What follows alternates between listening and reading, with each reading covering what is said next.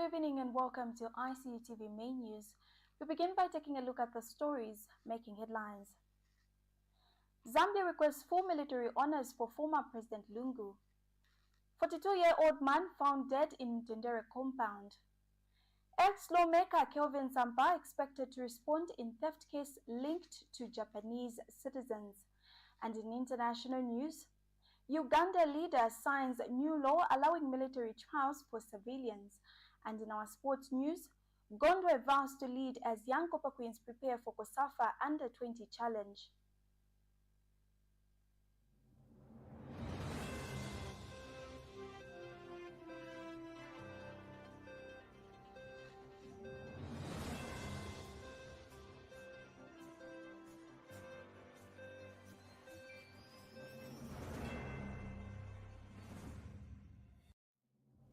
With the news details, my name is Mapando Kasama.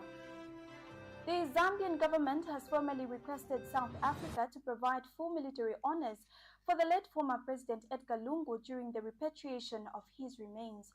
In a gesture of appreciation, Zambia has also thanked the South African government for its support and solidarity in the wake of President Lungu's passing. Foreign Affairs and International Cooperation Minister Mulambo Haimbe personally conveyed President Hakainde Hichilema's gratitude to his South African counterpart, President Cyril Ramaphosa. A statement shared with ICUTV indicates that Mr. Haimbe praised South Africa's Department of International Relations and Cooperation for its consistent collaboration with Zambian authorities. Mr. Haimbe adds that the ongoing cooperation during the period of mourning demonstrates the strong bilateral ties between the two nations. A 42-year-old man identified as David Mapika of Mtendere compound in Lusaka was brought in dead by his younger brother after being found unresponsive at home. Police spokesperson Reha Monga confirms that the case was reported to Mtendere Police Station through Kalikiliki Police Post today, June 16, 2025, at around 12:55 hours. Mr. Hamonga states that the deceased was discovered around 0540 hours by his 41-year-old brother, Teddy Mapika. He explains that preliminary investigations showed no signs of foul play, adding that the deceased had a history of mental illness and was receiving treatment at Chainama Hospital. Mr. Hamonga says the body has been taken to the UTH mortuary and a brought-in dead certificate issued. Mutendere Police Station through Kalikiliki Police Post today, the 16th of June 2025, at approximately 12:55 hours, received a report of a brought-in dead case involving Mr. David Mapika, aged 42, of Mtendere compound in Lusaka. The report was made by Mr. Teddy Mapika, aged 41, of the same area, who brought in the body of his elder brother after discovering him dead inside his house around 0540 hours this morning. Preliminary investigations indicate that the deceased had a history of mental health challenges and had been receiving treatment from Chainama Hospital. According to the report and initial police observations, no foul play is suspected in connection with the death. A brought-in dead certificate has since been issued and the body has been deposited in the investigating hospital mortuary awaiting further formalities. Investigations will continue as a matter of standard procedure. Thank you. The Lusaka Magistrate Court has determined that former Kasama lawmaker Kelvin Zampa must answer to charges in a case involving allegations of theft from a Japanese investor. Mr. Zampa is facing 4 charges, including theft by agent and possession of counterfeit currency related to funds he allegedly received from Japanese businessmen Kunihiro Fukushima and Satoshi Sakamoto for gold transactions. The prosecution claims that Mr. Zampa misappropriated $70,000 from Fukushima and $80,000 from Sakamoto, which were entrusted to him for business dealings. Magistrate Irene Washimanga ruled that there is enough prima facie evidence for Mr. Zampa to present a defense. The former MP has signaled that he will call 5 witnesses, with the defense proceedings set to begin on July 11, 2025. We take our first break. Stay tuned for more news.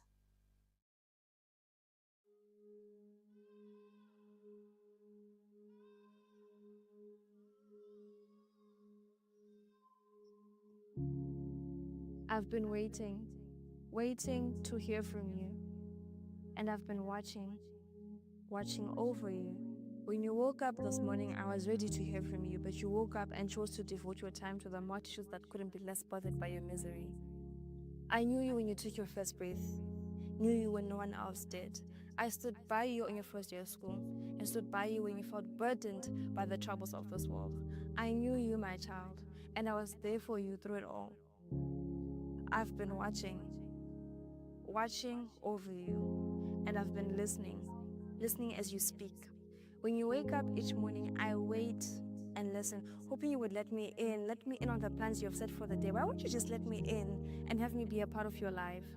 Because, my child, I've been watching, hoping that you will invite me in and let me be there with you every step of the way, trusting that I know what's best for you and would never lead you astray.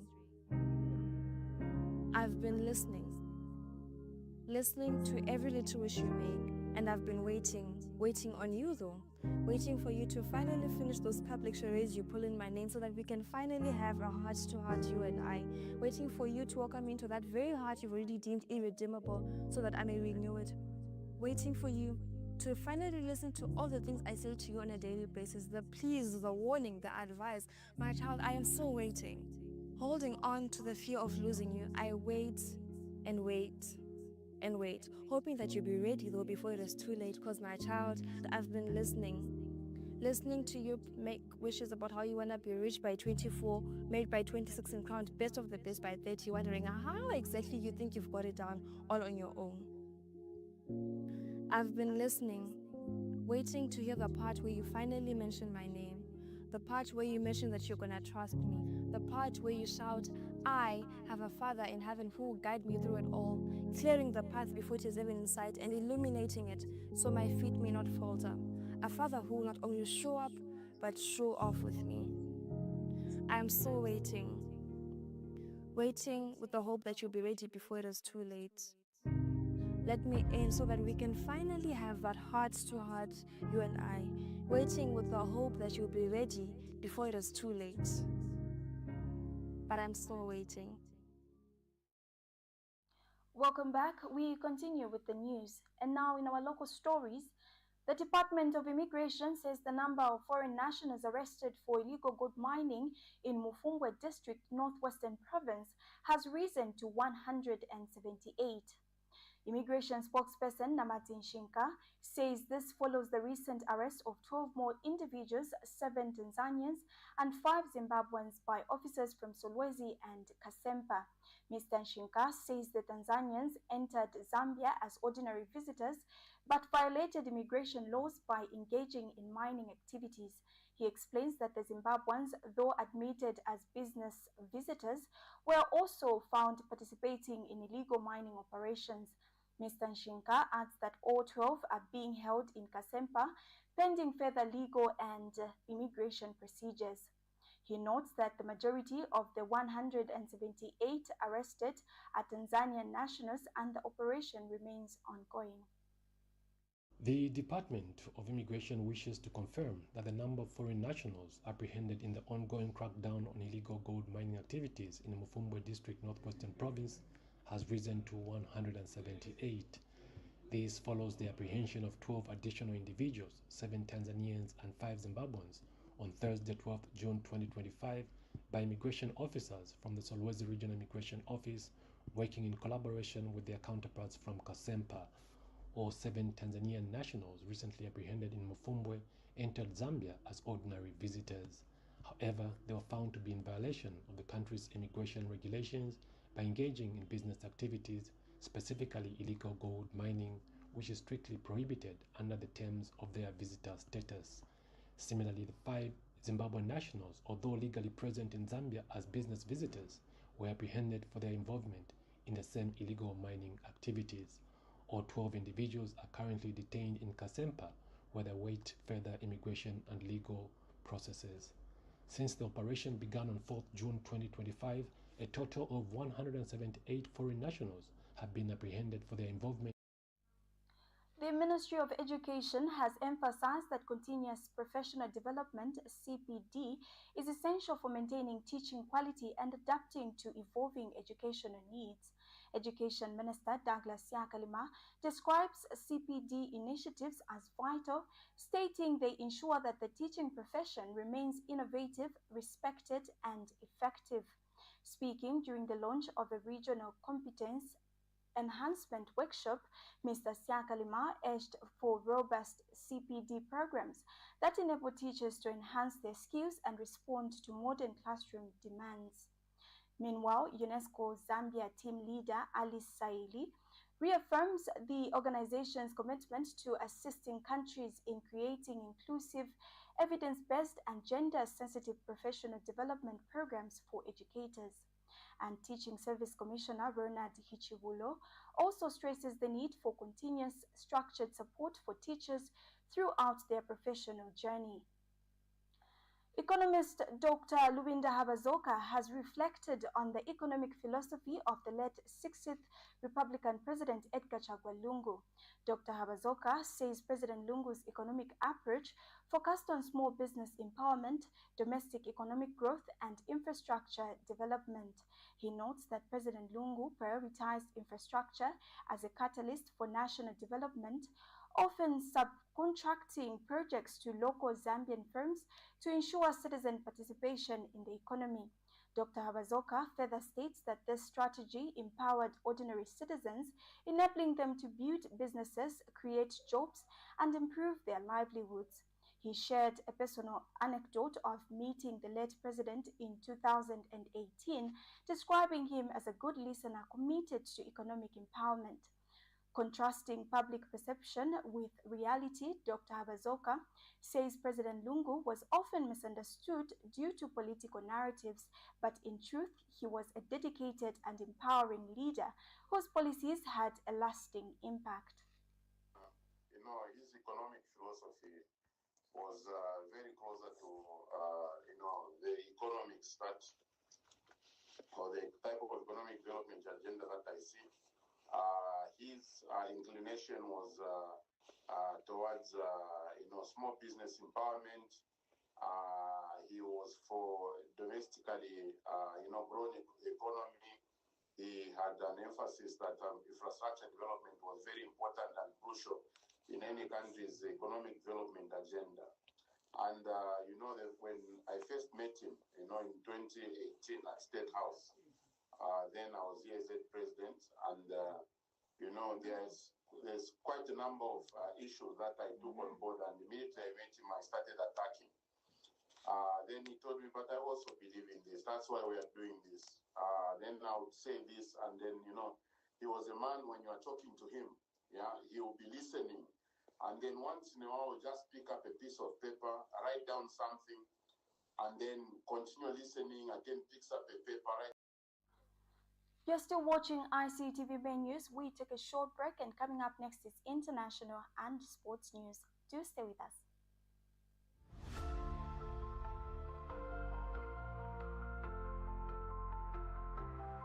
We are the dreamers reaching for the sky, and I see you. Together we will rise. With knowledge and passion we aim to achieve a future so bright, with more to believe. We're building tomorrow with hearts full of pride. Innovation, progress, we won't be denied. From Lusaka to the world, we stand tall and strong.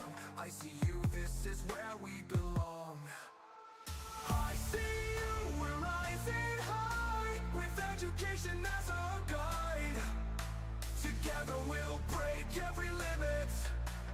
I see you, the future's infinite. Knowledge, passion, strength combined. I see you, we're one of a kind. Onward we march with dreams so true.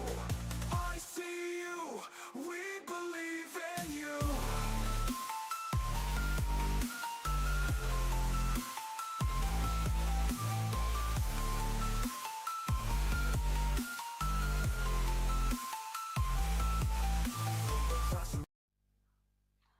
welcome back. We continue with the news.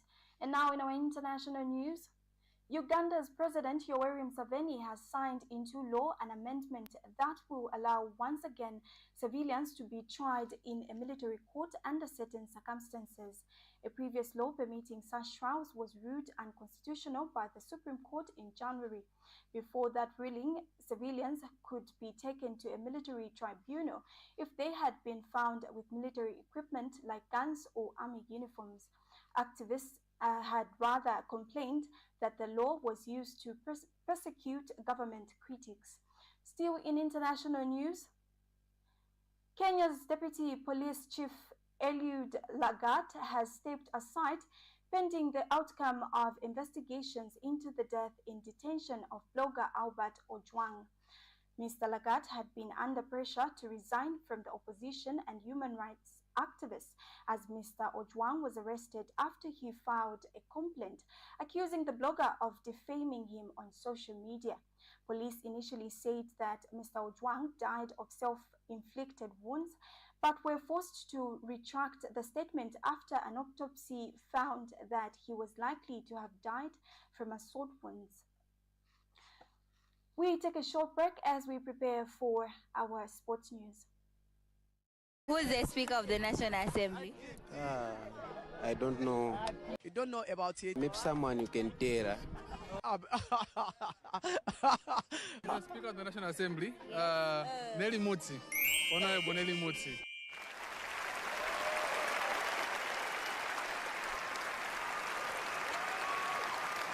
Speaker of the National Assembly. Just name.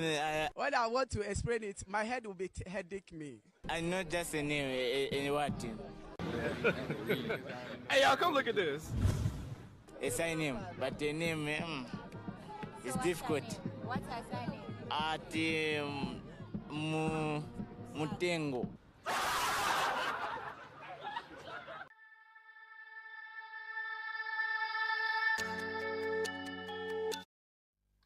Thank you for staying with us. We continue with the news. And now in our sports news, Zambia under-20 women's national team defender Margaret Gondwe has pledged to lead by example as the young Copper Queens prepare for the COSAFA under-20 women's championship, part of the Region V Games. She highlights the importance of leadership and unity as the team intensifies training ahead of the tournament. Training in the Shabebuno.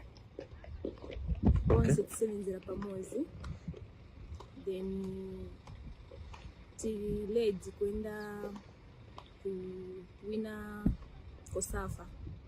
So yaifunika chabe ni unity, love na kusenzera che pamozi. Nifunika che kushowinga kozi pafunika che paonika difference. Chifukwa kuno kwena bwera nifunika nonesa kuti kuja kusinya kwenenzerili na ku U18 na gaining ako experience. So nifunika nonesa kuno noshitako encourage wanzanga. Competition is very high. Tifunika working extra hard so that competing in teams yonse netendo facing na yevu ku media. Fans ni chenwa uzako nchakola ati bapitilize che kuti supporta the next zapitiliza working hard.